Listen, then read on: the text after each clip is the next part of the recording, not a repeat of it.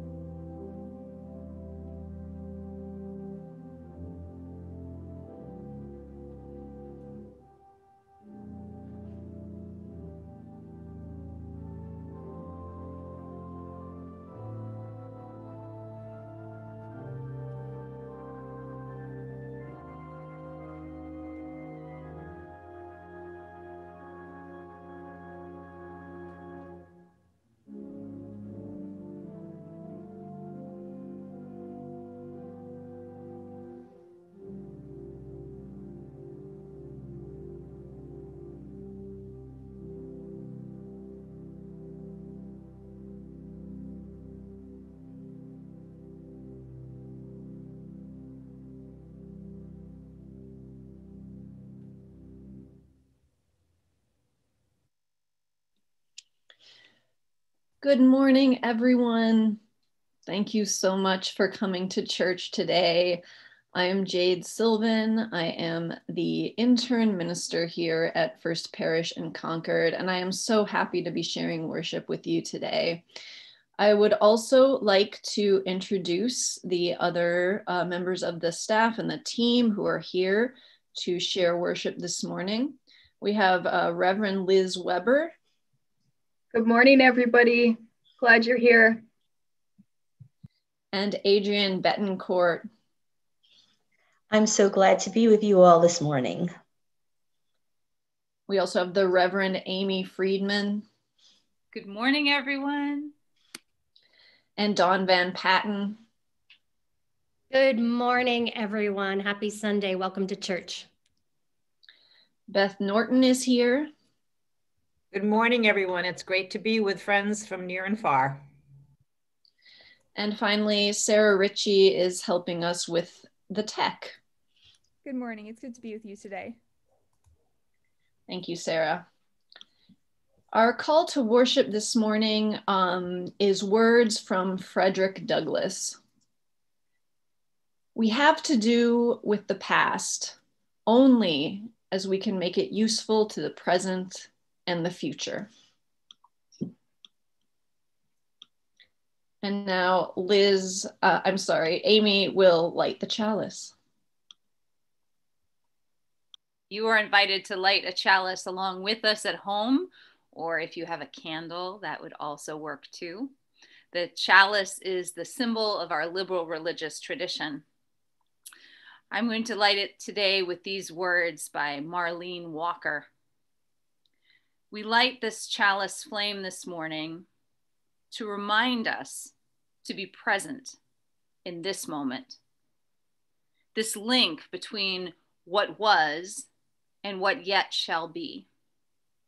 May this flame gather us in and hold us in joy and gratitude.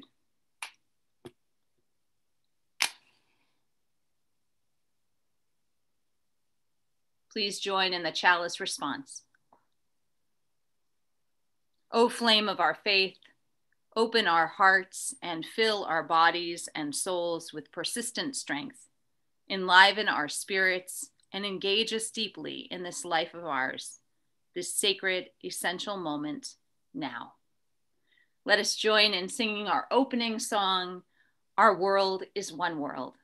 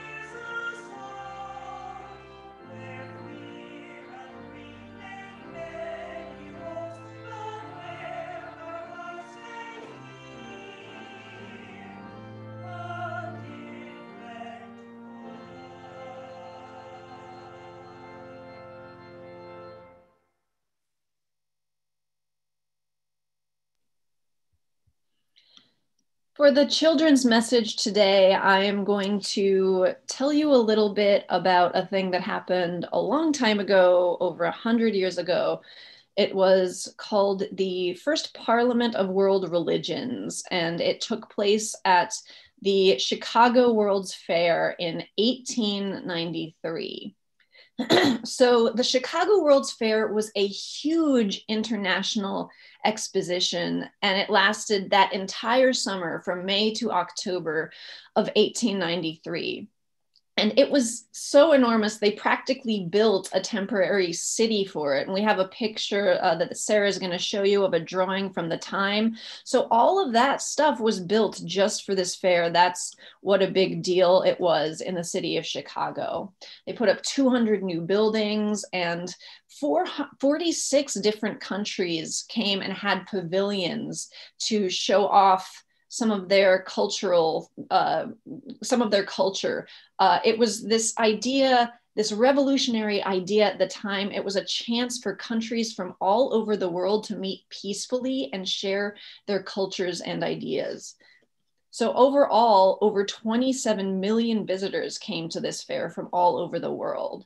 And many people considered the highlight of the fair to be this thing called the Parliament of World Religions. This part was held in September, and it was the first ever formal gathering of representatives from Eastern and Western spiritual traditions. So before that, all of the religions sort of kept to themselves, and there wasn't this idea that there could be cultural exchange or idea exchange between them. But this time, the whole point was for different religions to share what they believed and to see where the similarities were. So never before had an event organized by Christians allowed representatives from non-Christian religions to speak for themselves also. So usually it was Christians talking about other religions, right? But this time it was really different because they had Buddhists come. There was somebody from Theravada Buddhism came. Soyen Shaku came from Japan and spoke about Zen. Pratap Chandra Mozumdar represented a Hindu movement called Brahmo Samaj. He came from India. And now Unitarian Universalists might think different religious traditions exchanging ideas is commonplace, but for the time in the United States and Europe, this was considered really radical. So it was pretty good. It was really thought of as a good thing at the time. However, when you look back, the Chicago World's Fair and the World's Parliament of Religions also had a lot of things about it that we wouldn't call so good now. For instance, the white American Christians were the ones who decided which traditions counted as religion. So there were no indigenous traditions allowed to speak. And the event also still had a Christian lens to it. And what that means was that the theme of the event was to show that Christianity was the most reasoned and evolved of all religions. And to the Christians who organized it, the closer to Christianity they thought these other religions came, the better they were. So I'm not saying this to say that the Chicago World's Fair or the Parliament of Religions was bad. It was still radical for the time, and it was the first time so many different world religions met to see how they could work together. So I think it's important to look back and learn from the past. Even things that have a lot of good about them can also have some bad stuff that we can learn from. And sometimes it takes us a long time to see things clearly. That's why I think history is so important. So I want to encourage you to remember that a lot of things in life aren't only good or only bad. Usually they're a mixture of both, and sometimes it takes us a long time to be able to see them. I now invite us to sing "Let Us Open Our Eyes."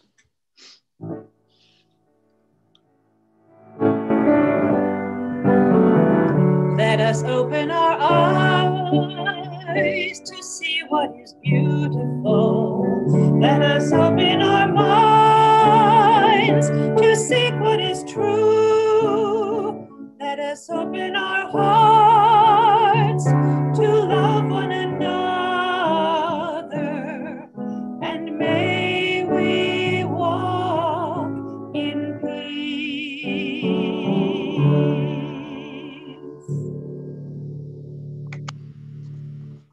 For our reading this morning, I'll present an excerpt from Tisa Wenger's lecture entitled Unitarians in an Age of Empire, Settler Colonialism, Liberal Religion, and the World's Parliament of Religions. Tisa Wenger is a professor of American religious history at Yale. The World's Parliament of Religions had an ambivalent relationship to U.S. empire. The Columbian Exposition marked the 500th anniversary of Columbus's arrival in the New World, and it was intended as a grand display of American imperial power.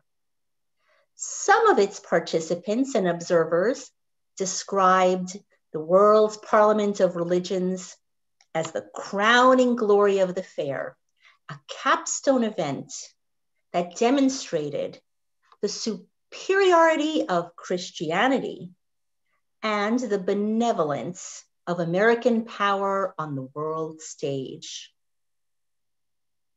Yet, these imperial desires did not exhaust the meaning of Parliament for the people who gathered there.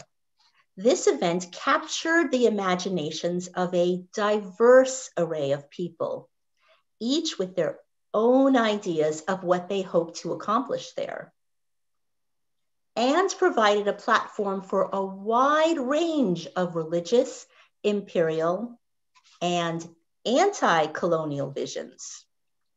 The diverse ideologies of religious pluralism and world religions articulated at the Parliament were all framed by the waxing imperial ambitions of the United States and the global power of the British Empire.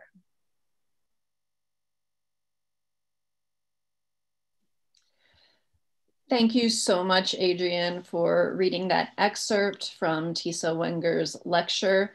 And I just want everyone to know, I want to credit that I am drawing a lot from this lecture, from Tisa Wenger's lecture, in my homily this morning. If you are interested in reading more, you can find an adaptation of this lecture in volume 41 of the Journal of UU History, and I recommend trying to track that down if you're interested. So we touched a bit on the colonialist roots of Unitarianism back around Thanksgiving, but it's not something that only applies to the Pilgrims. Since our theme this month is religious pluralism, I felt it was important to go back and look at some of the ways liberal religious pluralism and imperialism intersect. Many liberal religious people these days might imagine a tie between colonialism and conservative religion. However, American liberal religion, including Unitarianism, was deeply rooted in imperialist colonialism. Unitarians were among the leaders of the settler colonists who expanded westward in America. And liberal religious principles helped to justify Native American displacement and assimilation. Unitarians believed that Unitarianism was the most rational of all religions, the apex toward which all other spiritual traditions were trying and failing to approach. Therefore, they placed the beliefs of indigenous people automatically within their framework and created the narrative that the Native Americans only needed to be reasoned with to realize that they were really Unitarians all along. Now, in many ways, the Parliament of World Religions at the Chicago World's Fair was a Unitarian spearheaded event coming on the heels of all of this colonialism. William James Potter, a Unitarian minister, first proposed a similar idea in the 1870s, and the idea percolated in Unitarian communities who were becoming more interested in world religions at the time. Unitarians were some of the primary organizers of the Parliament of World Religions. In many ways, it was an experiment in white liberal Christian religious pluralism in the opulent imperialist extravaganza that was the Chicago World's Fair. Some aspect of the World's Fair might read to us as strikingly on the nose, in fact, as far as revealing the celebration of white supremacy and settler colonialism. The World's Fair itself was held to celebrate the 400th anniversary of Christopher Columbus's arrival in what they called the New World. They made life-size recreations of Columbus's ships, the Nina the Pinta and the Santa Maria, and the main promenade. That was where the various countries who would occupy pavilions to showcase aspects of their culture. This promenade was literally called the White City, which Frederick Douglass pointed out was not only a reference to the ivory-colored architecture. In fact, the only Black nation to have a pavilion in the White City was Haiti, who had gained its freedom from France 90 years earlier. Instead of being given pavilions in the White City, most African cultures were relegated to the Midway, along with indigenous people. Now, if you know anything about old circuses, you know that the Midway is where the freak shows took place. And at the Chicago World's Fair, the Midway was populated by exhibits of African and indigenous people wearing traditional clothing in constructed facsimiles of their homes. We have a picture here of 3 Samoan women who were in one of these exhibits in the Midway. Thank you, Sarah. These exhibits were set up for the fair's attendees, mostly white Americans and some Europeans, to stroll through and gawk at. Some of the people who were brought in to populate the Midway exhibits weren't even sponsored to go home afterwards, instead having to figure out how to make a life in Chicago hundreds or thousands of miles away from their homes. It is in this context that the first Parliament of World Religions took place. And much like with the White City, it was largely white Christians who decided who was deemed a proper religion and who was relegated to the Midway as an other. In fact, the General Planning Committee was entirely Christian except for a single Reform rabbi. So it shouldn't surprise anyone that the vast majority of speakers at the Parliament were American Christians. But Buddhism and Hinduism were also represented, with celebrated speakers coming from places like Japan, China, and India. Interestingly, Islam was represented, but by an Anglo-American convert. The largely Christian audience did look at everything through a Christian-centric framework. Speakers who were interpreted as compatible with Christianity were the most lauded. And the whole thing was part of a coming out project to announce Christian America as the new empire in town. But despite all of that, many speakers and participants used the platform and the opportunity to advance anti-colonialist or anti-racist ideas to a wide and diverse audience. For instance, Pratap Chandra Mazumdar represented the Hindu movement called Brahmo Samaj, and Mazumdar spoke from the thick of British colonization of India. He spoke to the strength, to the long history of the Hindu identity and the rights of Indians to govern themselves to this wide audience. Another voice to raise public appointed dissent at the Parliament was Fanny Berrier-Williams. We have a picture of her here. Fanny Berrier-Williams was a member of Chicago's African American elite. And in her address at the Parliament, she turned the principles of liberal religion back on themselves. She noted that, and I'm quoting her, religion, like every other force in America, was first used as an instrument and servant of slavery. She also argued some points we would recognize as modern Unitarian Universalists. For instance, she said progressive religion must focus on equality and renounce partisanship and creeds that obscure each other's humanity. She called for, and I'm quoting her again, less theology and more of human brotherhood. These types of things were happening in the larger fair as well. Frederick Douglass, who had formerly been the US ambassador to Haiti, was asked to represent the country at the Haitian Pavilion in the White City. And he joined with Ida B. Wells to distribute a pamphlet from the Haitian Pavilion. The pamphlet pointed out the discrimination against Black representation at the fair, even as Black labor had been exploited to create it. So even with its explicitly imperialist agenda, the Parliament of World Religions was revolutionary for its time and was in many ways the start of modern religious pluralism. In fact, European scholars wouldn't even seriously consider the event until the 1960s because they were so scandalized by the fact that Asian and African non-Christians were speaking for themselves instead of only being spoken about by white researchers.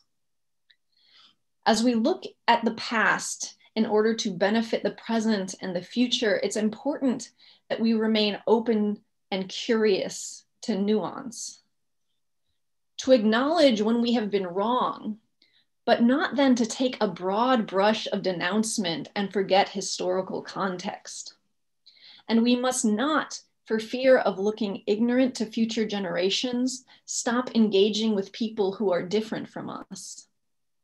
Just a few weeks ago, we saw what can happen when people live in an echo chamber, attached to simple narratives, absolutely certain they are right. Like those who organized the Parliament of World Religions, despite our best intentions, we may be doing things now that future generations will find to be objectionable. But if we keep engaging with others with curiosity, and most importantly, with humility, we will move closer to a future in which all people are respected. May we continue to engage with people different from us with uncertainty. May we engage with curiosity, with humility, and with grace. May it be so. Amen. A question will appear on your screen. What keeps you humble in cross-cultural relationships? You're welcome to type a short answer into the chat, and I'll read some of them out loud.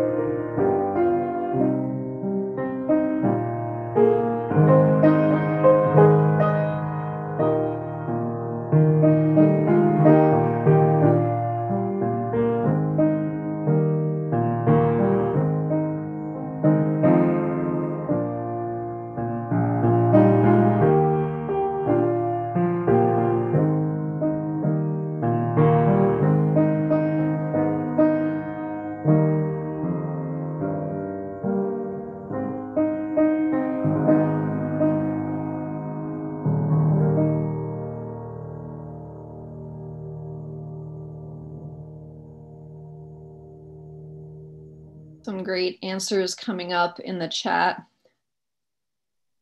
Assumption of my ignorance. Myself a minority. Diversity of my family. Being respectfully curious and asking questions. Listening. My genuine ignorance. knowledge of how little I know, remembering what we have in common, the vast amount there is to learn.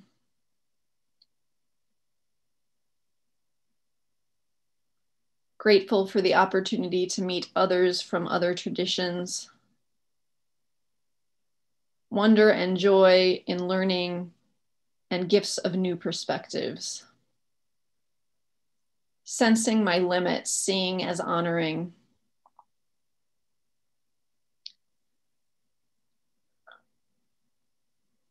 Eagerness to really feel the universal connection. Allowing myself to be as vulnerable as I know other people are. Thank you so much. Well, if you haven't, I invite you to get connected with your heart. And I invite you to just go a little deeper and enter into a time of prayer and meditation, a time of holding up those in our lives who we care about and wish good things for. Each week, whoever is leading this section shares on behalf of whoever would like in our congregation to be held in care. We lift up those names so that we all can think of them together. This week, we are thinking of Rex and Lynn and Betty's family. And you'll see more about Rex and Betty in the chat.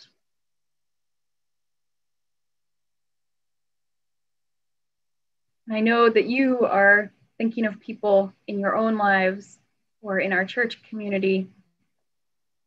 And now is the time when you can call their names aloud into the space you're in or type those names into the chat, knowing that our voices and our writing all join together in a time of care, a time of prayer, uplifting these people up so that they might feel our love and support, that you might feel all of us with you.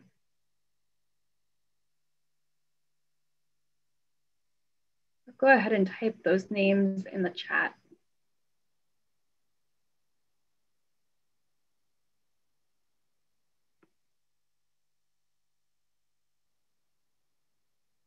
And I invite you to keep those names coming as we sing Spirit of Life together.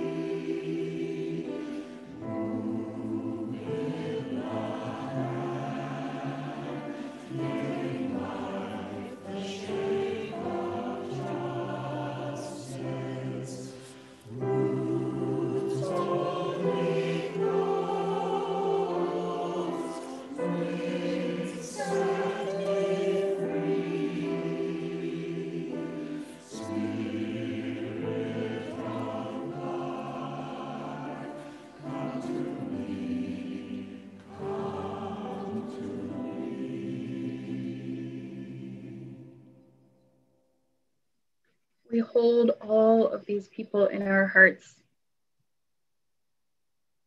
Let us continue in prayer together.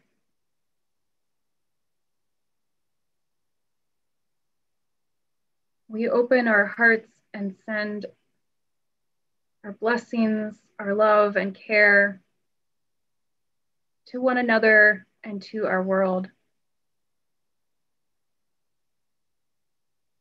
We hold this time for all who are grieving, especially Rex and Lynn, for all who are sick, especially those who are sick with COVID, for all who continue to live in isolation, for all who are juggling too many demands that sap their energy, for all who have lost work or are facing hardship, for all who are living with despair or fear.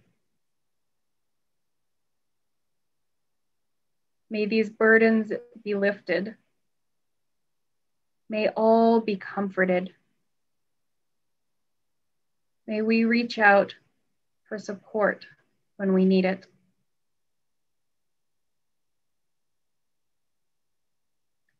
We open our hearts in care for our world, for we know that the work for justice and love continues. We lament our history of colonizing chauvinism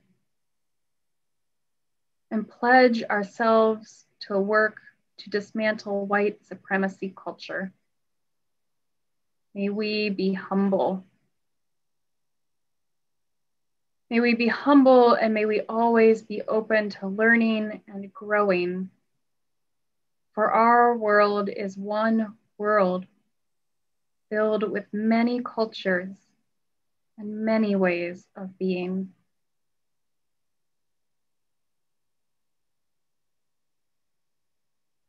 We pause today to give thanks. Thanks for our capacity for complexity and nuance.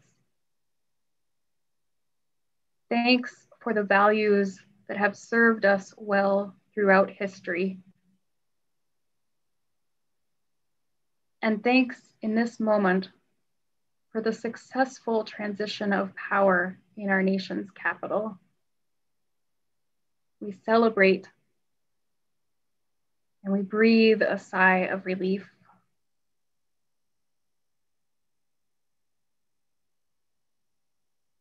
In the words of poet Amanda Gorman, we've weathered and witnessed a nation that isn't broken, but simply unfinished.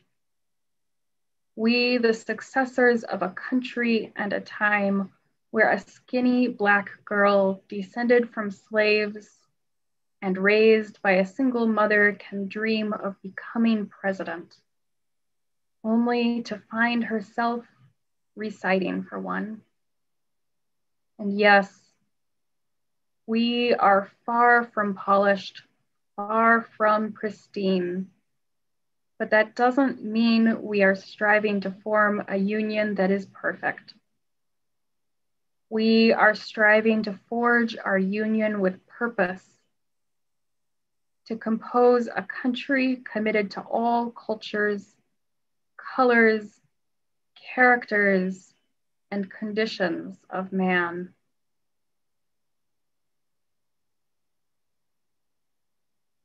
May we live well into this commitment.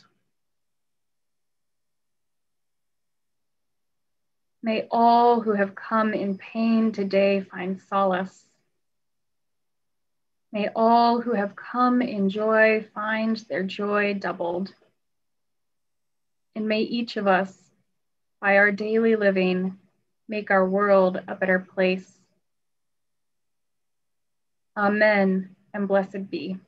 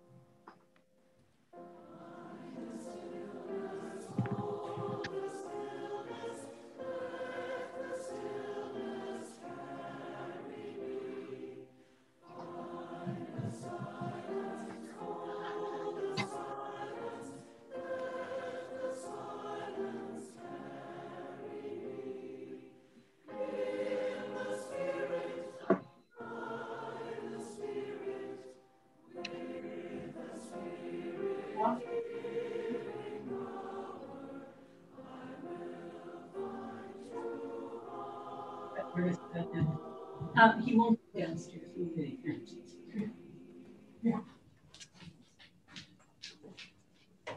In keeping with our January theme of interfaith and collaborations, let's learn more for our social action candle from one of our Racial Justice Action Group leaders. Good morning. My name is Cindy Soul, and I've been a member of First Parish for about 5 years. And much of my time and energy has been with the Racial Justice Action Group. We meet once a month and provide many great events and activities for you, the congregation.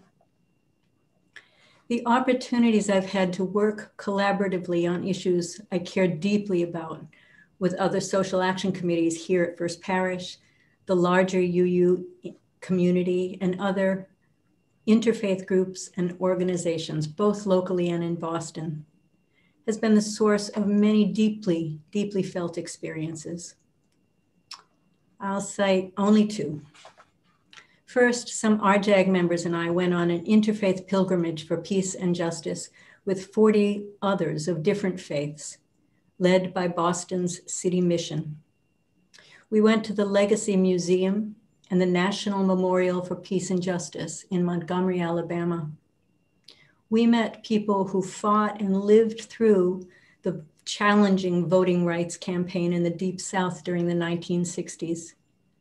And that whole experience strengthened our commitment to work with others to actively resist modern day racism and systemic injustice. And second, the Say Their Names project was a collaborative effort with the Maynard Anti-Racism Alliance and UU congregations in Stowe, Acton, and Sudbury to honor the over 4,000 lynched victims of racial terrorism in America. Here at First Parish, we provided educational displays, we held a special Sunday service, and 3 after-service forums.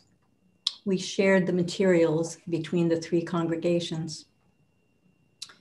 Currently, my hometown of Acton is being challenged to engage as a community in the work of anti-racism. Necessary and often difficult conversations have begun. Town systems and norms are being examined. Beginning to learn about the legacy of systemic racism and the ways it continues to have damaging impact on Black families in our community is beginning to engage in collaborative efforts there. The work is really hard, but some of it can be really joyful. Building on the expanded relationships from Say Their Name, RJAG is co-sponsoring the event on Saturday night with UU congregations in Stowe, Acton, Littleton, Harvard, the Greater Littleton Interfaith Council, and Maynard Anti-Racism Alliance. Some of the music you heard this morning. Greg and Reggie share their stories and their wonderful music. They encourage us to foster the relationships that are, in the end, the path to healing, to building the beloved community that we all long for. So you're invited to share in the Deeper Than Skin concert this Saturday. I hope to see you there and perhaps at upcoming RJAG meetings. Thank you. Thank you, Cindy, for that social action candle. I hope that I can be seen. Here I am. Thank you so much, Cindy, for what you shared. And thank you to all the members of our Racial Justice Action Group and your partners, our partners who are doing this important work of racial justice in the wider community. I see our First Parish congregation as one circle overlapping with another circle, growing into bigger and bigger circles. And of course, First Parish in Concord is a voluntary association. We are funded completely through the generous gifts, leadership, and participation of our members and friends. I want to thank you for your participation today and for the many ways that you support our wider ministry in the world. I know that some of you are facing financial hardship at this time, so perhaps this is not a good time for you to donate to our community. And I want to thank those of you who offer an annual pledge of support to our community.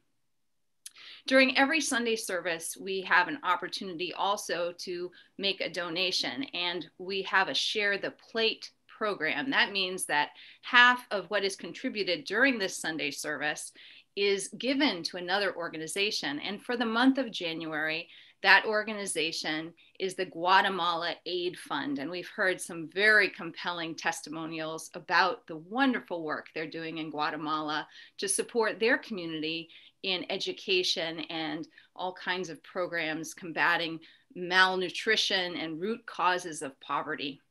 And so today, if you choose to make a contribution, half of that will go to the Guatemala Aid Fund. And you can make a contribution by sending in a check by mail, making a contribution on our website, or you can do it by text. And if you've never done it before, grab your credit card. You'll see a phone number that's on your screen, and it's also going to be in the chat. The first time you do it, you need to enter your credit card information. And after that, it makes it very easy for you to make a contribution as a part of our Sunday services. Thank you for your generosity and support. It makes our ministry possible.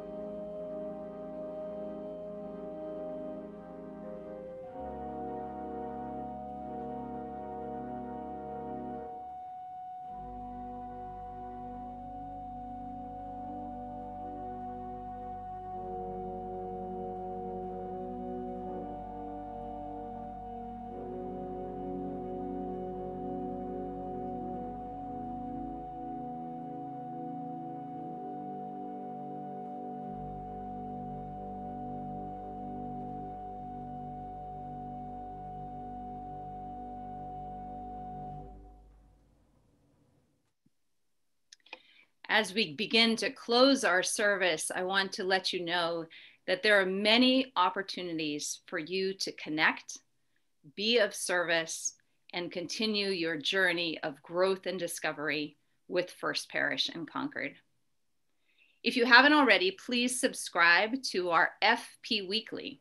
That is an email announcement that comes out every week, and it contains so much information about online opportunities and actions that we're taking, and want to be sure that you're on that list.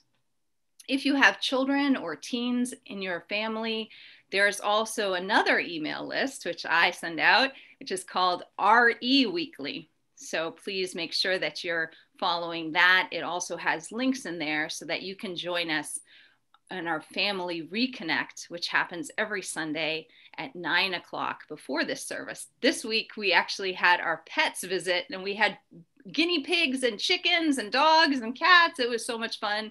And I hope that you'll be a part of what we do next time, which will be a celebration of friendship.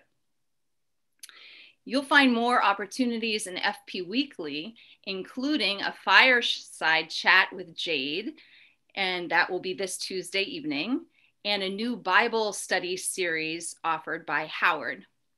You're invited to a worship sharing circle following this service, which is led by Jim and Dana. It is an opportunity to explore the themes of this service and to connect with other friends from First Parish. Kate Sverchek is here from the Standing Committee to tell you a little more about the online coffee hour today. Kate? Hello, everyone. Hang on. Good morning, everyone. It's wonderful to be with you this morning. As Amy said, I'm a member of the Standing Committee, which is the governing board of our church. We stand in for you, the congregation. So if you ever have things that you'd like to discuss with us, you can find our contact information on the website. I am hosting the post-service online coffee hour this morning.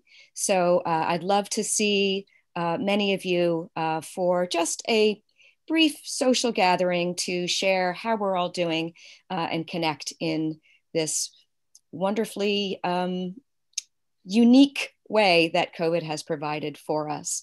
Hope to see you after the service. Thank you so much, Kate. Be sure to grab a cup of coffee or tea, bring it with you. And thank you, Kate, for your service on our standing committee. That is a very important part of our governance of our congregation. During this service, we were able to get a little sneak peek from Reggie Harris and Greg Greenway. I understand they are very powerful, not only singers, but presenters. That will be streaming for free, but you do need to register. So look for more information on FP Weekly once again, and so that you can be a part of that fantastic event on Saturday, January 30th at 7. Even though we cannot gather together at First Parish, we are deeply connected. I'm grateful for this time that we have shared together. Let us celebrate that spirit of connection by singing together our closing hymn, "We Would Be One."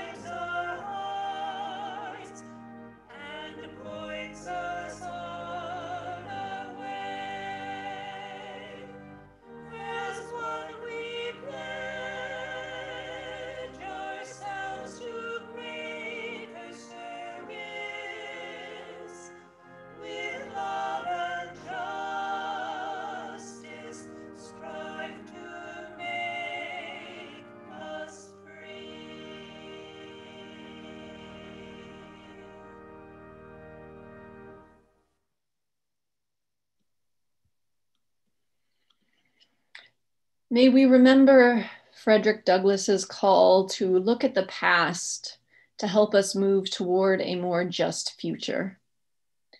May we commit to the vision of Amanda Gorman's unfinished nation. And may we move forward together open to nuance, with curiosity, with humility, and with grace. Please join me in reciting the first parish benediction. Go out into the world in peace. Have courage. Hold on to what is good. Return to no person evil for evil. Strengthen the faint-hearted. Support the weak. Help the suffering. Honor all beings.